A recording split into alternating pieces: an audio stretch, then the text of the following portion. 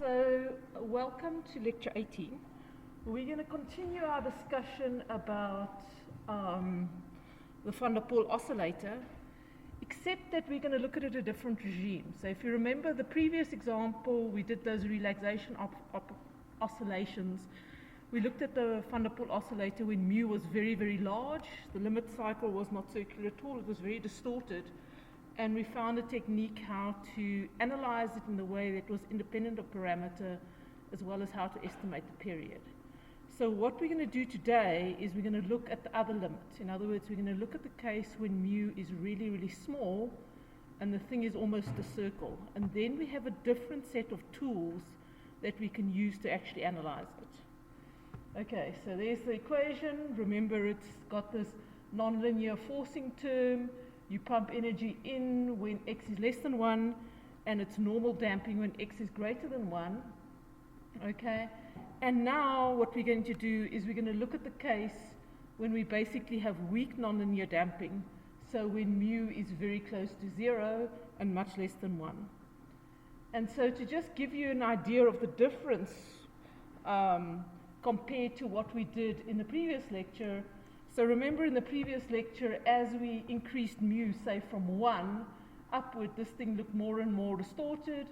And what we're going to do now is we're going to decrease mu to be much, much smaller than 1. So if we do that, right, mu goes to a half. It becomes square almost.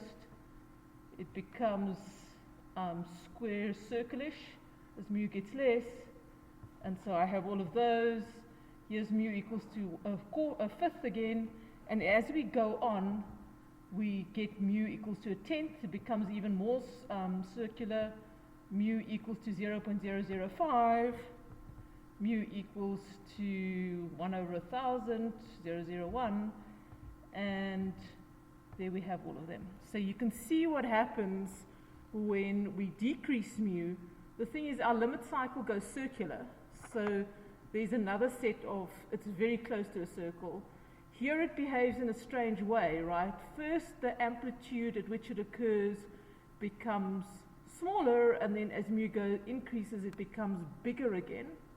Okay, but it's very, very circular. And so we want a set of techniques that we can use to analyze it in this limit. Or rather, we don't want, we have a set of techniques to analyze it. Okay, so we have a set of techniques to analyze it analytically, which I'm going to introduce you to now. If mu is very small, we have a set of techniques to analyze it when mu is very, very large. In between, the thing still has a limit cycle. We can prove that from the Poincare-Dixon theorem, but we can't very accurately describe it. Okay. So now we're going to suddenly start looking at the techniques when mu is very, very small.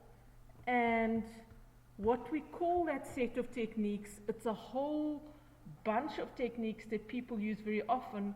It's techniques we say we apply them to weakly nonlinear oscillators. So it's basically a set of perturbation techniques that assumes your oscillator is very, very close to a normal harmonic oscillator, but with a small change.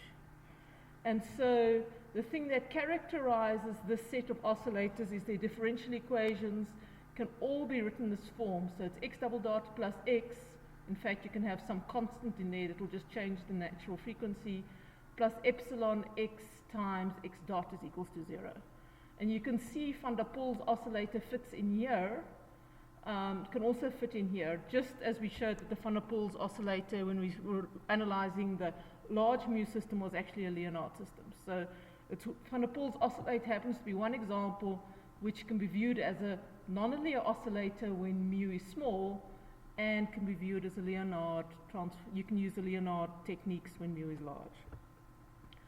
Okay, so your nonlinear oscillators are defined by that equation. Epsilon's assumed small, and it's basically a linear oscillator equation over here, which will have circles around the fixed point. And the second, with the addition of the second small term, that's basically h, which is an arbitrary function that has a small parameter in front of it. And h is only a function of x and x dot. Okay, and typically all the things that have this equation result in a slowly winding spiral, right? What you've done is you've effectively broken this conservative system that is just circles, and you've added dissipation, and it's going to spiral in one direction or another one. Okay, and you cannot write down a potential function. The moment you add epsilon is non-zero, it's impossible to write down a potential function. Okay, so it basically asymptotes to a limit cycle. So if we want to look at this example, okay, xx dot, and we want to say, for example, look at the case when mu is equals to 0.02, and the reason I chose mu to basically be 0.02, which is this one, is that it allows the spiral to go in quite fast, okay, so that you can actually see it. If I were to have chosen mu to be 0.001, the thing would have just been a blob, or at least I tried that and it was just a blob. You couldn't even see the spiral going in. So I'm going to now do the same thing. Okay, this is still an example for this one, a Paul oscillator, mu is 0.02, and I'm going to again start my initial condition, then I'm going to integrate it for a quarter of a second, 0.25 seconds, and then I'll show you what happens. So let's start over there, okay. So we start somewhere here near the origin. We have delta t equals to 0.25, and you can see it basically starts here, and it spirals out very, very, very slowly. And if you let it go for the next 0.25, there we have it. It keeps on spiraling until eventually, at the next 0.25, it spirals some more. And you see as it gets to the limit cycle, it gets slower and slower, and eventually it spirals out some more. And eventually that's a limit cycle, okay? So it takes a weak nonlinear oscillator, takes an incredibly long time to get to the limit cycle, but it does get there, okay? And so the question now is, one, can you actually estimate the period of the limit cycle, and can you estimate the rate at which this thing spirals out, okay? Because then you can get an analytic answer for it. And what you also know is that the thing is very, very close to a linear oscillator, so it's roughly going to be like the sine of t, right? This limit cycle's equations could simply be x equals to cos t, x dot equals to sine t. Okay, that's how you would describe that, the purple line, or the magenta line. Okay, so, but we want to do more than that. The nonlinear oscillators are a way of doing this systematically, okay? And so I'm first going to give you an introduction for perturbation theory. So this is one of the techniques that is actually not graphical. It's the technique that people ironically started with. When they started looking at planetary motion, the idea was, we know the solutions to the objects in certain ways. Let's start with that and then see what happens if we change the thing a little bit. So we're basically going to assume the solution is the solution of the thing we know, and then we're going to change the equations a little bit, and we're going to assume the solution is close, okay? So most of the 18th and 19th century, that's how they handled the dynamical systems before they started doing the graphical approach. And so the first idea is what they call regular perturbation theory.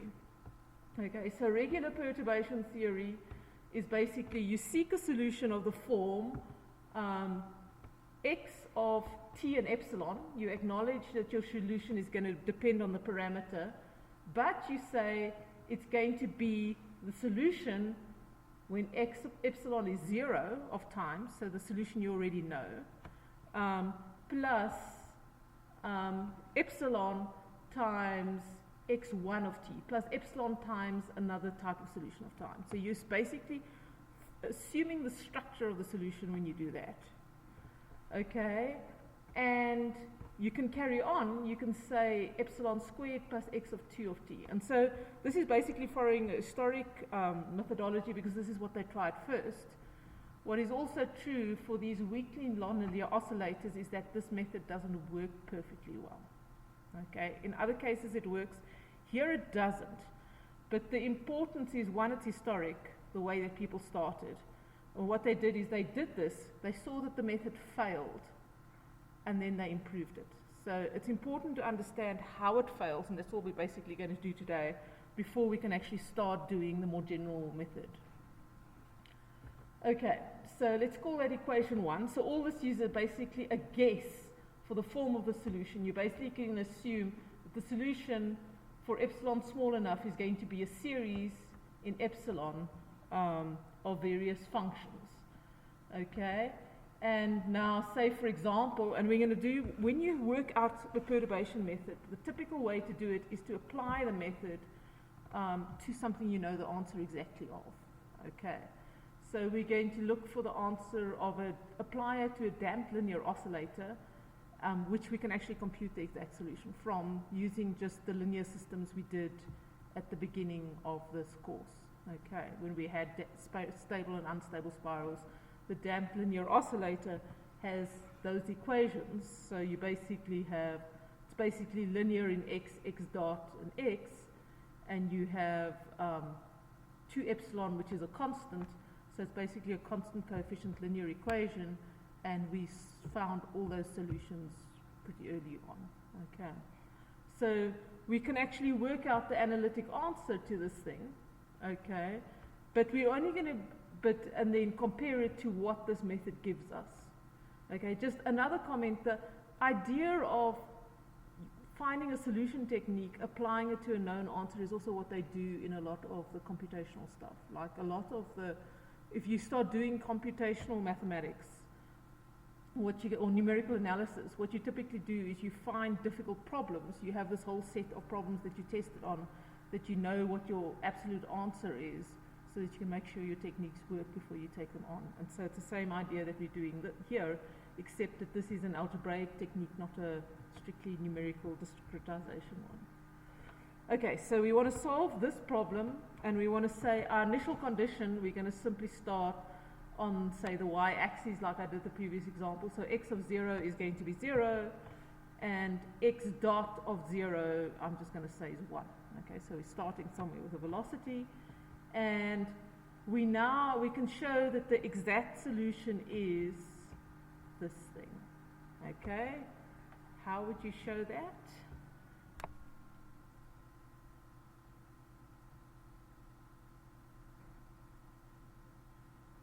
Okay, first step, write it in first order form. Then you will basically have y dot is equals to x, sorry, y is equals to x dot, and y dot is equals to x plus 2 epsilon y, with epsilon's a constant, so it is a linear system.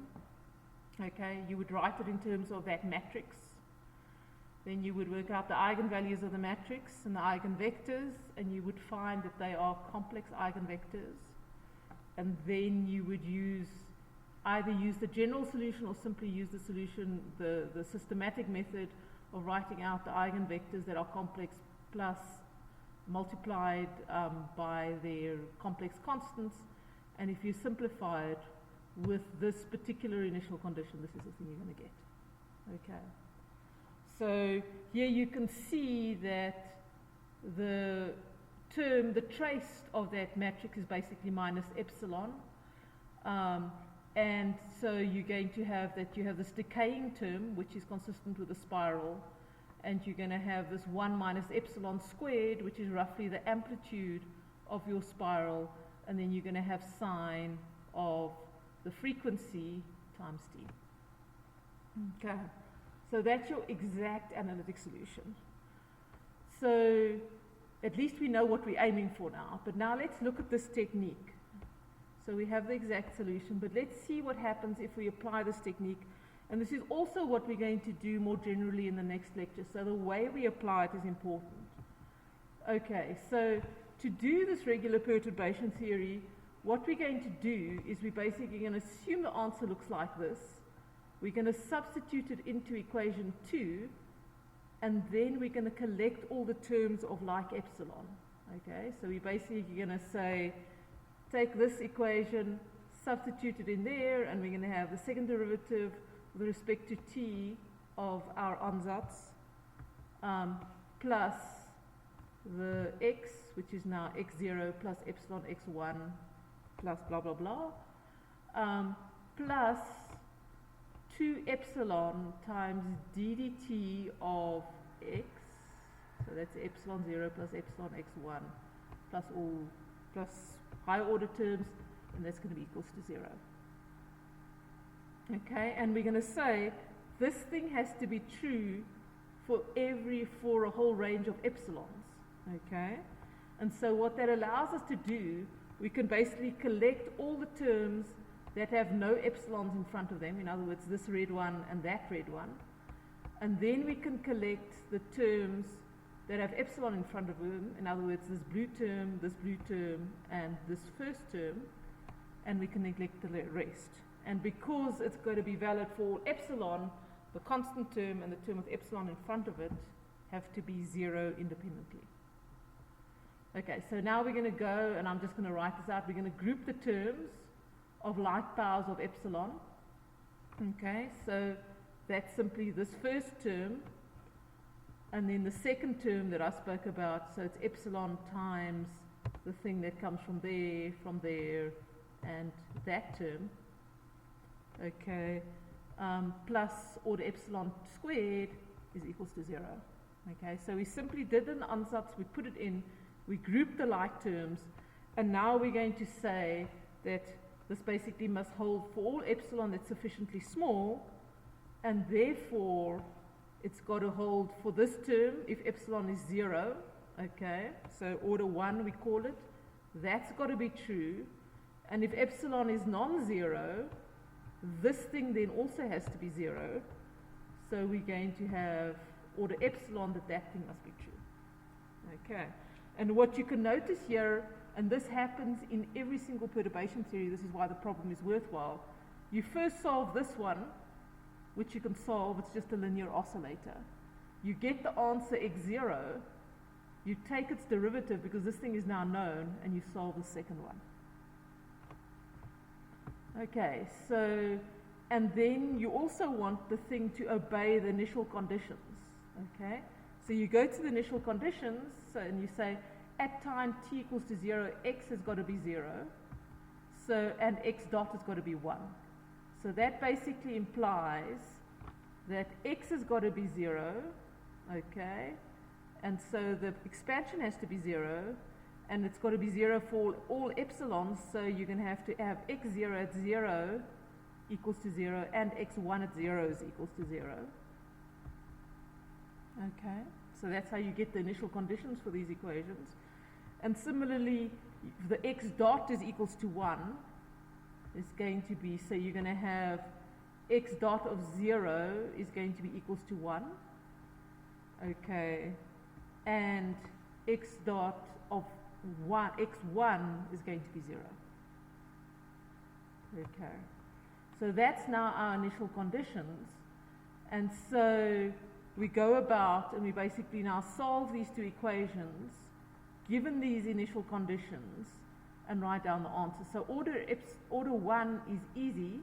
You first find this base solution, which is just the most general solution is that x0 has got to be a times cos t plus b times sine t. So it's once again a harmonic oscillator.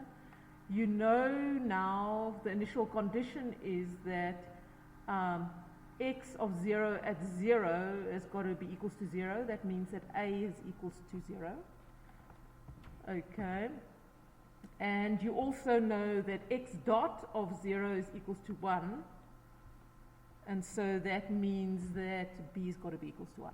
Okay, so we have the solution that obeys the initial conditions there. What we do next, so our solution is just x0 equals to sine t. We now take this, we know what x0 is, and we try and solve the second one. Okay, so we substitute into order epsilon.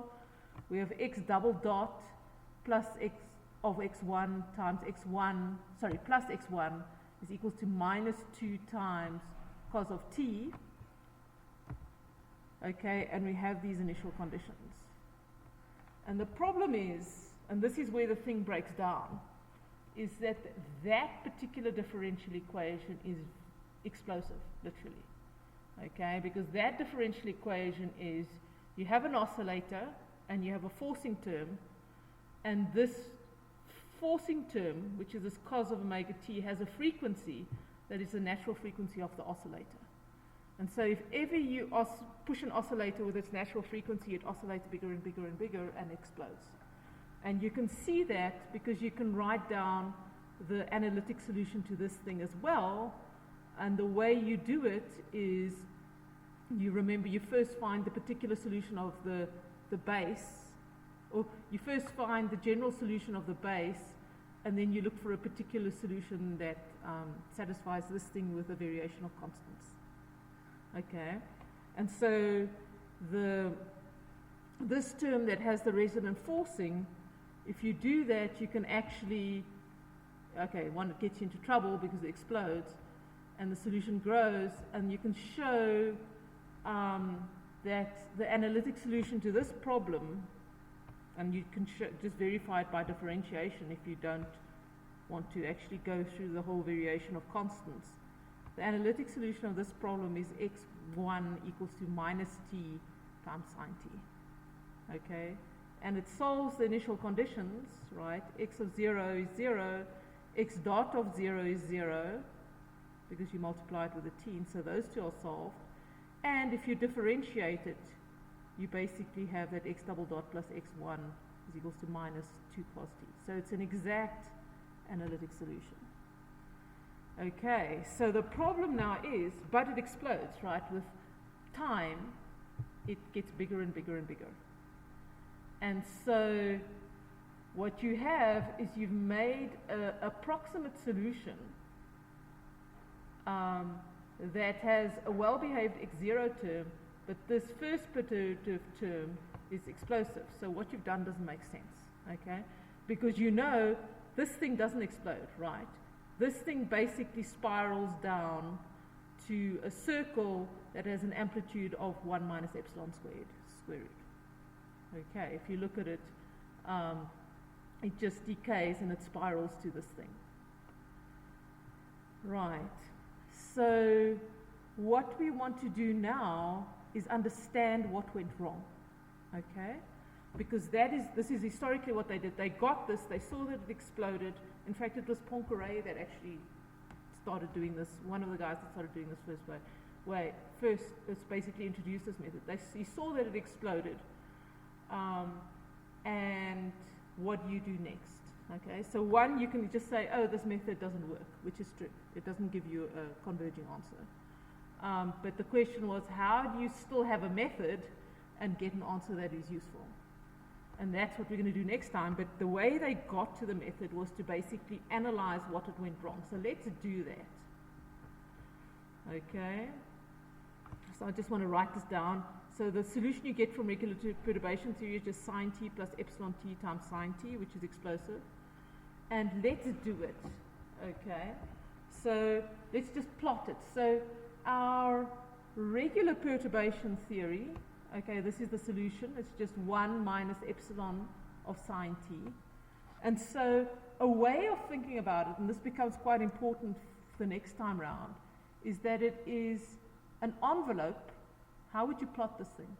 Okay, you'd basically say it's an envelope, and inside the envelope, so this thing basically acts like the amplitude, you have a function called sine of t. Okay, so if I want to plot it, I'm going to plot the amplitude first, right? So this is just the 1 minus epsilon, so that's just this line over here. Okay, and I know that's going to influence how the sine of t does, how big the sine of t becomes, because it basically multiplies the sine of t. So at 0, sine of t 0, it's going to basically have a sine function. It's going to go up to the amplitude of them over there. When sine t is 1, it's going to hit that line. It's going to oscillate down. When sine t is minus 1, it's going to hit minus the line, and then it's going to oscillate up again. So if you want to draw this thing, it's going to look something like that. Okay, so it's a cool trick of drawing any oscillating function that is multiplied by something in front. And this thing in front we often call the modulating function. Okay, so it's basically the amplitude that the sine of t obtains. Okay, so you can see what happens now. This perturbation solution basically looks like an oscillating function and then it goes to 0, and then it explodes. Okay? So we can see we only sort of get into trouble after 10, right? It only starts exploding over there. Let's now plot the exact solution. Okay, so the exact solution, remember, was this thing, which was also a slowly decaying function, multiplied by sine of t, or sine of 1 minus epsilon squared of t. Okay, so we're going to plot the slowly decaying function. It's just e to the minus t. And so there it goes. And there goes my screen as well. Okay, so this is the slowly decaying function. And it multiplies sine of t, or sine of a little bit of a change times t, which is basically, so we can put that in. And so there we have it. So we can start seeing now how the approximation that we've made differs from the real function. And what do you observe, right, in the differences between the functions?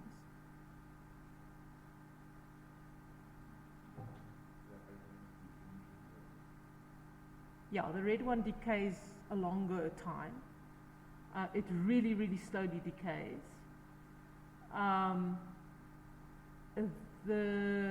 It never explodes like the blue one does. The other thing that you can notice is that actually it works, right?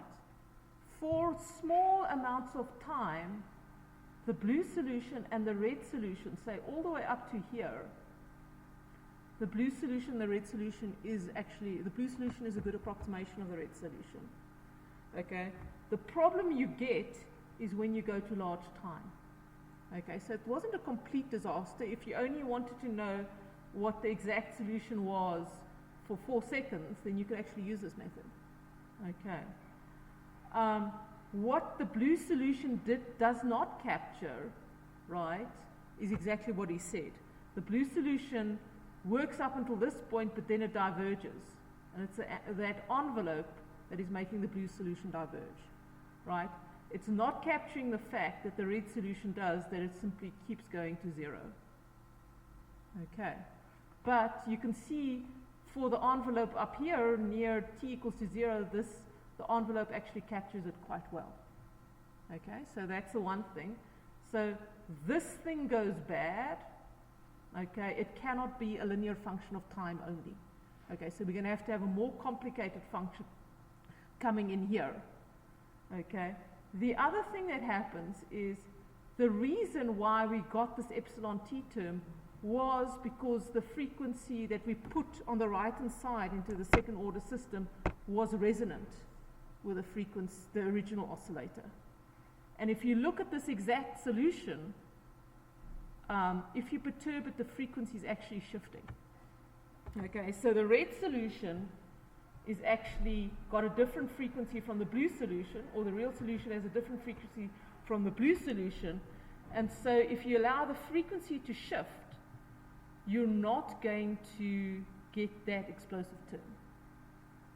And so what we'll look at in a very careful way next time is actually to analyze how you start a perturbation expansion that actually allows you to capture the fact that the amplitude slowly decays, as well as the fact that you have a frequency shift. Okay? And so what you're going to do is you're going to make a different guess for your answer in a way that actually permits this type of thing to be possible, which was impossible with just the regular perturbation theory. Okay. And so we'll do that. It's just a thing that I have to do, like put together, otherwise you're going to lose the part of the discussion. So I'm not going to do it today, but I'm basically going to stop there. I'm just going to summarize what I've said. Okay, so the regular perturbation theory basically only works for the small amount of time, and it does not capture the slow and the fast time scales. Okay, it doesn't capture the fact that the amplitude is slowly decaying and the thing is oscillating with a frequency that's different from the one you expected. And that's it, right? And so the next time we're going to look at ways of generalizing it. What is interesting is that mathematically this thing doesn't work well. But the fact is you can still get an answer here. And the fact is you still have a method. So, and what is historically interesting is many methods, perturbation theory methods, have actually started using series that are not converging. Okay, so this thing is actually not converging. You can prove that it's a bad solution, but if you can do nothing else, then you're going to use it anyway. And what is interesting, when I started doing work in relativity, they have this expansion that they do. You have your Newtonian physics, and then you expand off the Newtonian. You basically take this idea and generalize it to a lot more equations. And when they were working out the waves for the experiment, the waveforms for the experiment, they basically had to guess what the answer was going to be so that they could filter for it because there was so much noise. They were using these expansions which are not convergent. So we're basically building the data analysis of $5 billion machines that was going to do gravitational waves on an expansion that they proved did not converge. Okay, so what happens in relativity, if you do a method like this, not a fancier one, then you also get expansions, and that you keep the first three terms. They appear to converge. They appear to do something like this, represent the answer well. But if you start keeping higher order terms, you can actually prove that they diverge. And they basically had no other method to solve it. And so they used this thing, in fact, in spite of the fact that it didn't diverge, it didn't converge. And it's not the only place that it's done it. A lot of the particle physics calculations at the beginning were actually also done with series that didn't converge because they could get answers out. And they knew that the answers were fine if you stayed close to the original answer. It is weird, but you can do nothing else. I mean, right? And then what happened later on is they found a clever argument to fix the technique, okay, which they called renormalization. Right? Have you ever heard of renormalization in field theory or particle physics? Yeah, it's also a clever way of fixing a technique that was not converging. Like Feynman, when he made his rules, the Feynman rules for calculating the particle physics experiments the first time, nobody could prove that his method converged. In fact, a whole bunch, he gave this groundbreaking talk, calculating what the particles were doing when nobody else could. And a lot of people said, can you prove that it converges? He's like, no. Like his method originally got those pictures and the Feynman diagrams. He got it to be able to calculate, but he couldn't prove that it converged. And even more worse than that, people later on proved that it didn't, Schwinger. But what was interesting is Schwinger had a different method that they actually took a lot of trouble later on to prove was the same, had got the same answers in the same regimes. But it was so complicated nobody could use it, so it didn't catch on. And only when Freeman Dyson showed the overlap between the two later on did they actually have both a method they could calculate with and a method which was mathematically consistent, and they knew they had the right answer. So you don't always throw out a bad answer. You rather try and understand why it's bad and where it can actually be applied. Because sometimes it's the only thing, at least when you start in the frontier, it's the only thing you've got. And a guess at an answer is a whole lot better than no answer at all. Okay, so thank you very much. That's the end of the lecture for today. And